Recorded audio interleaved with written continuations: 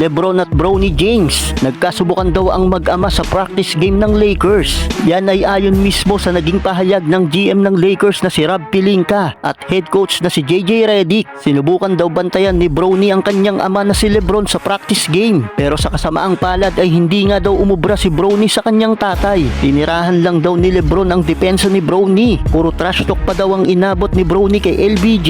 Tila walang anak-anak kay Lebron pagdating sa basketball, mga idol. Marahil gusto lang sanayin ni Lebron ang kanyang anak sa mga ganitong sistema, dahil sa NBA ay matindi din talaga ang asara na trash talkan. Well, bukod sa pagsasama ng mag-ama sa loob ng court, inaabangan din kung anong itatawag ni Bronny kay Lebron. Kamakailan nga lang, mga idol, ay sinabi ni Lebron na ayaw niyang tawagin siya ni Bronny ng daddy pag nasa loob sila ng court. Tawagin na lang daw siya nito sa numerong 2 or 3 o kaya sa layaw niyang Bron, or pwede din naman daw GOAT kung gusto nito. Well, kayo mga idol, ano sa palagay nyo ang itatawag